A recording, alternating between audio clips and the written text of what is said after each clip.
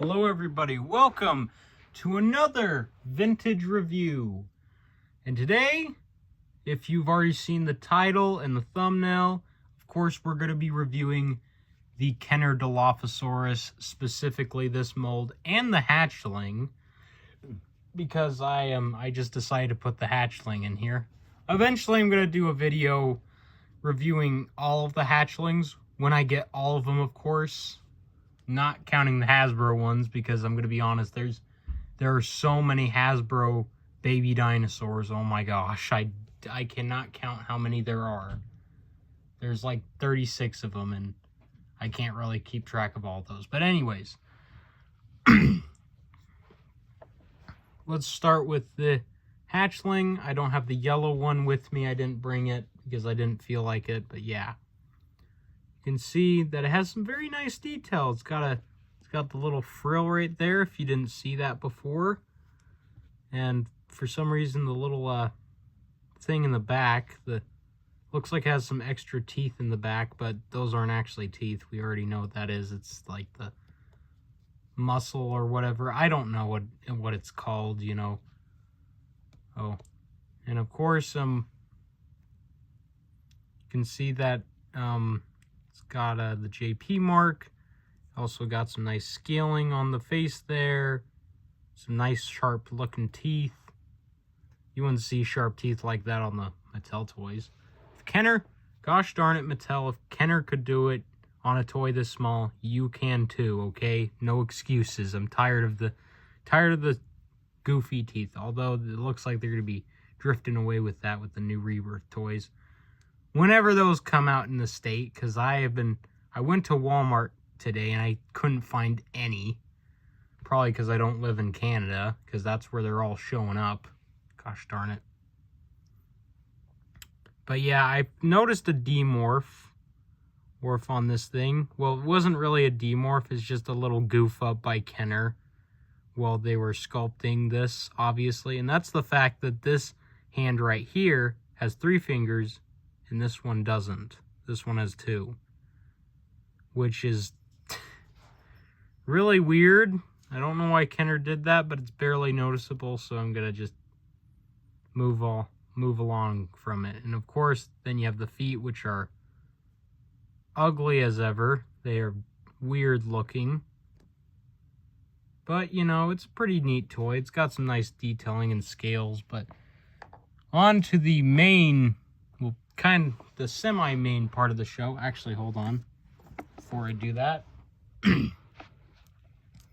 here's a comparison with the hatchling next to the miniature Mattel Dilophosaurus. And as you can see, the hatchling is actually around the same size, actually. The hatchling's definitely bulkier, but this one is definitely longer and thinner, so I don't really know which one's bigger, actually, but yeah.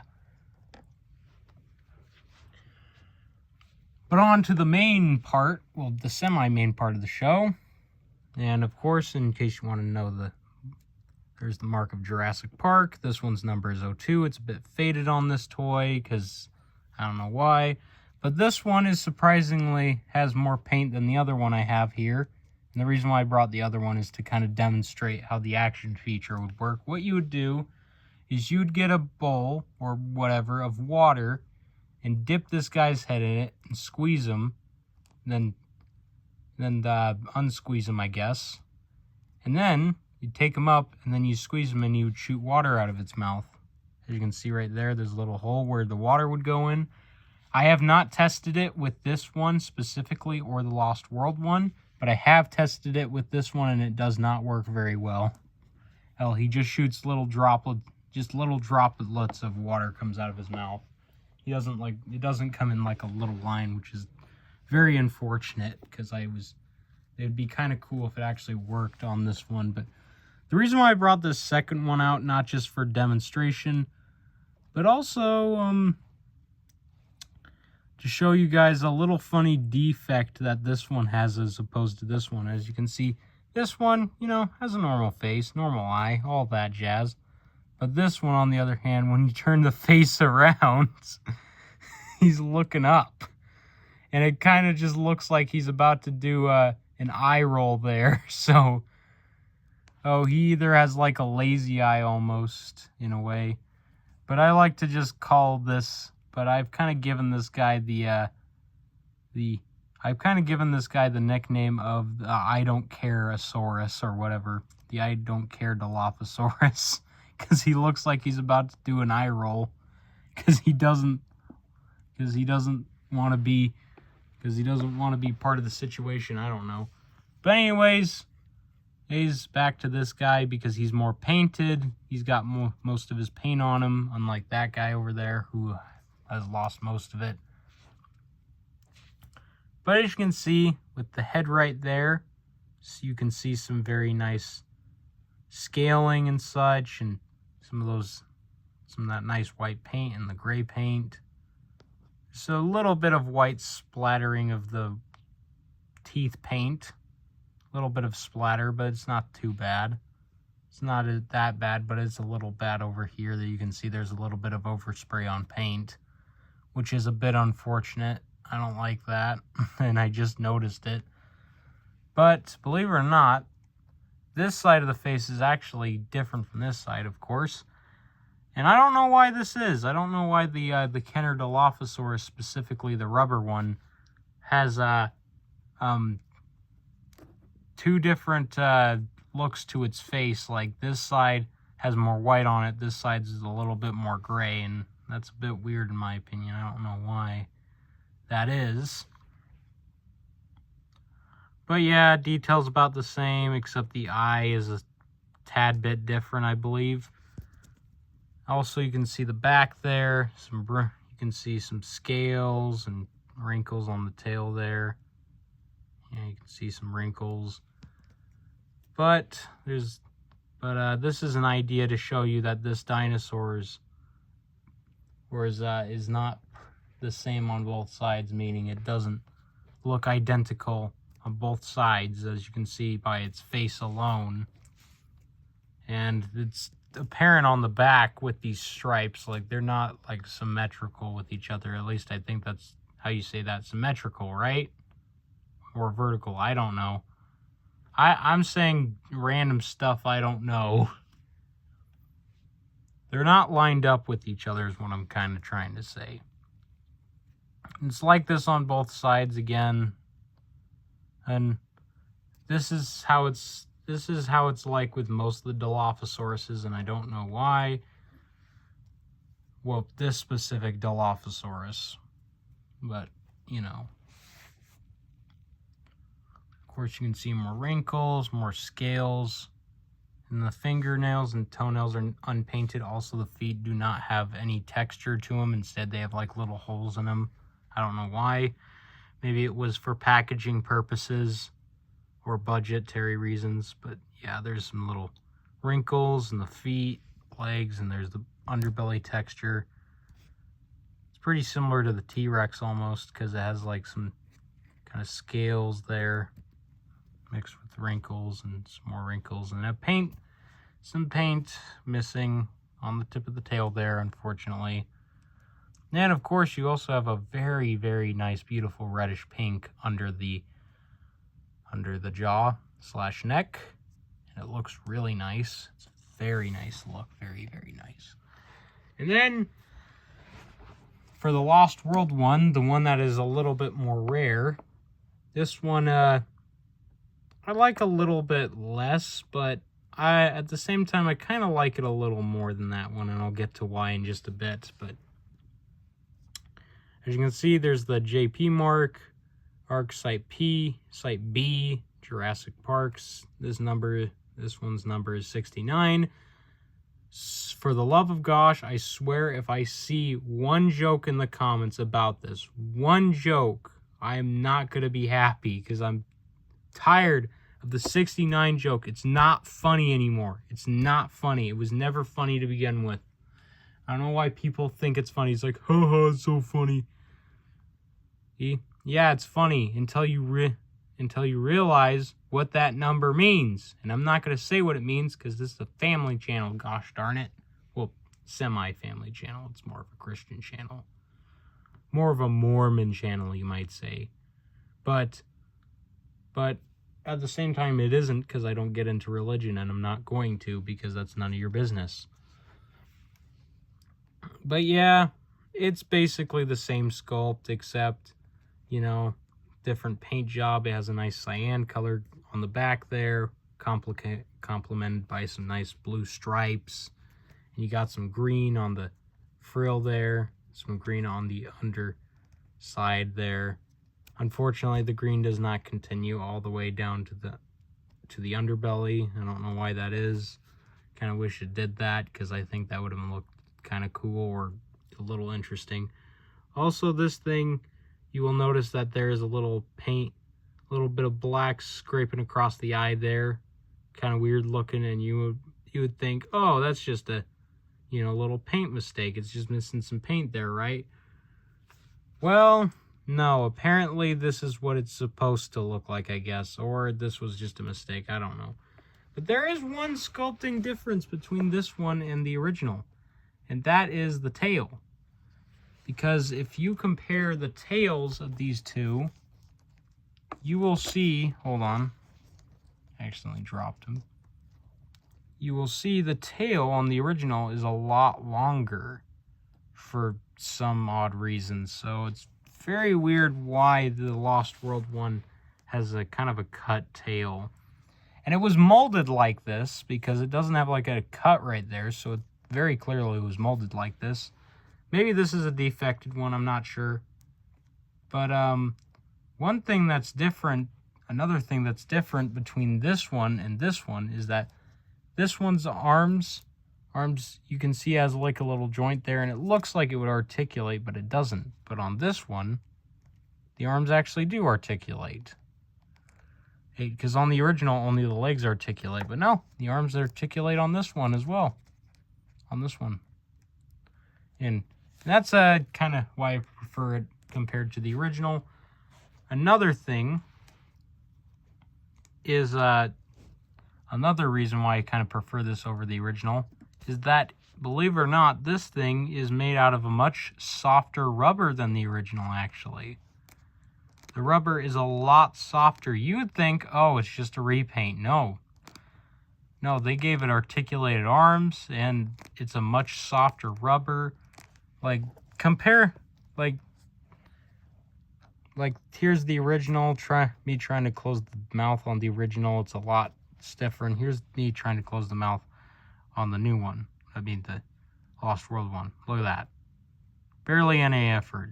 Barely need to put any effort into that, as opposed to this where you have to kind of squeeze it together. But this one, oh, it kind of just does it himself. Like, you can't do that with the original.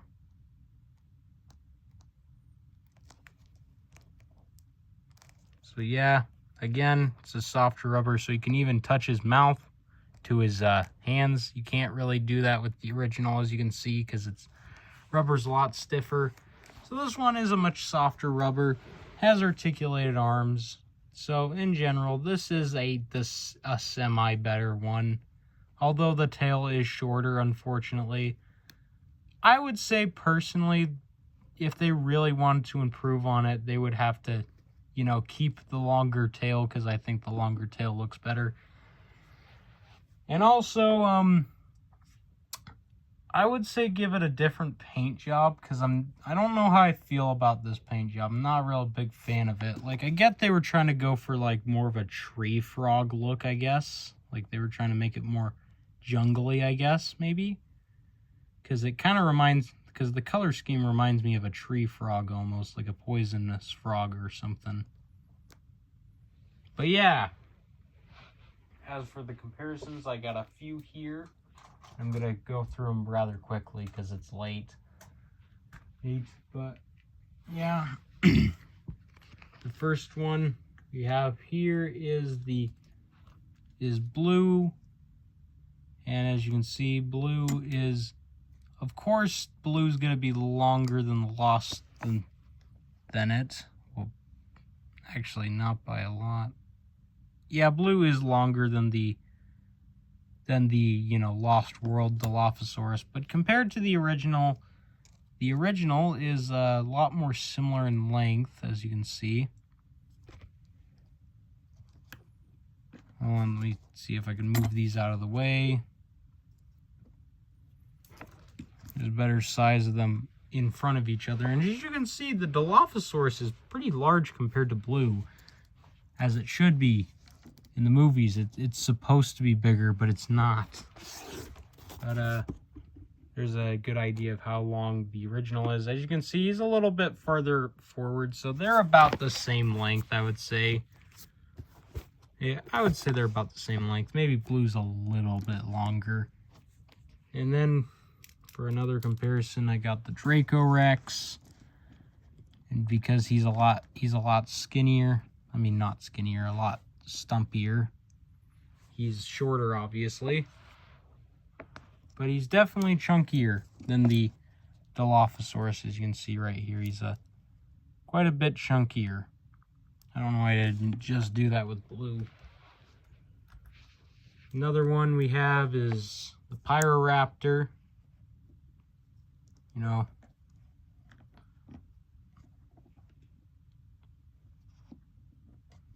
darn it, won't stand up. Let me get that out of the way. But yeah, there's the Pyroraptor next to it, and as you can see, he's chunkier, but he's not as long, but he is still a pretty cool toy, as you all know. If in case you haven't noticed by now, I really like the Pyroraptor. It's a really cool dinosaur. Wish we got more feathered raptors. I don't care how monstrous it looks cool. Then we have, well, I can't remember the name of this one, but I just kind of grabbed him off the shelf. Also, I had got him because I thought he looked cool. But as you can see, he's not as long. Again, he's shorter, but he is definitely he's definitely bigger in general. Like putting them face to face, you can see that this guy is bigger. And I can never remember the name of this one. Like, it's always like this one's name is always said to me, but I can never remember it. So sorry if I don't say the name, because I don't know it. I can't remember it, even though I hear it all the time. I can never remember this stupid dinosaur's name because I don't really care much for it. But as you can see, they're about like, obviously this one's bigger, but the Dilophosaurus is taller. In terms of length, they're pretty similar. I would say they're about the same. The reason I'm not bringing out the Lost World one is because it's just a smaller version of this guy, because it has less tail. Then we have Dimetrodon, because why not? As you can see, Dimetrodon is bigger, but he is not quite as long. Again, a little bit shorter. Well, actually, he's quite a bit shorter. But those are all the small ones that I got out. Time for the bigger ones. And I guess I'll start with the smaller of the bigger ones. That being this guy. I brought him out because I thought he looked kind of like a Dilophosaurus. He has the crest. Even though he's not a Dilophosaurus, he's a Tyrannosaurid from what I know. Because I think his name's Sinotyrannus. I could be wrong, though. But as you can see, Sinotyrannus is bigger, it's longer. In general, yeah. But bringing out an even bigger one that I got a while back that definitely looks like a Dilophosaurus. This guy, Yangchungosaurus. I always thought this guy was just like a mega Dilophosaurus almost, because he has the crests and everything. Like, I'm like, when I saw this thing, I was like, that's just a mutated, that's just an evolved Dilophosaurus. Like, what's going on? And I still do think it is, even though it's not. But I don't know if this guy's related to the Dilophosaurus. I think he is. I could be wrong, though. Darn it, Dilophosaurus won't stand up. But there you go. There's an idea of the size. Again, it's of course, it's Chungosaurus. Of course, it's going to be bigger than Dilophosaurus because it's supposedly the biggest of the gigantic trackers at the moment.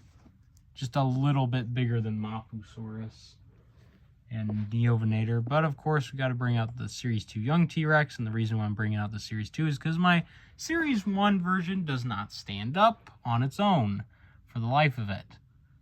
Also bring out the Lost World version just for a quick idea. Darn it, it doesn't stand up.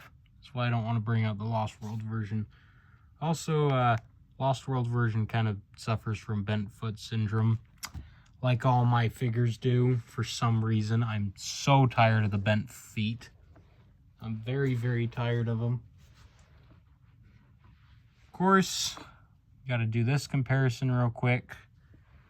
Again, it's a Dilophosaurus. It's not going to be very big.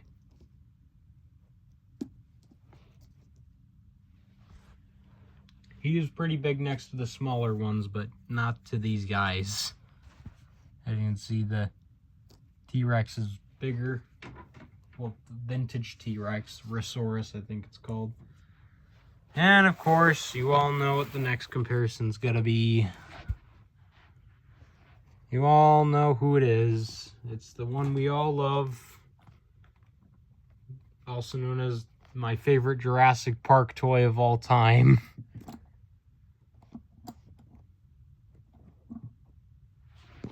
It's the Red Rex, of course. And let's put the Dilophosaurus next to it. Let's put the Lost World one next to it as well. We'll put the Lost World one in front of it to give you a better idea of the scale. As you can see, again, it's bigger. It's a much bigger toy, obviously. And no, I'm not going to bring out the Dilophosaurus. I didn't bring him out because I don't need to. We've already done that comparison.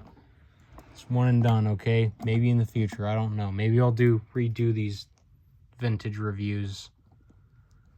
Of course, I had to bring up Bull T-Rex for this. I actually saw a Bull T-Rex that was in pretty good condition recently on eBay. It was at a pretty good price, but I held back from buying it.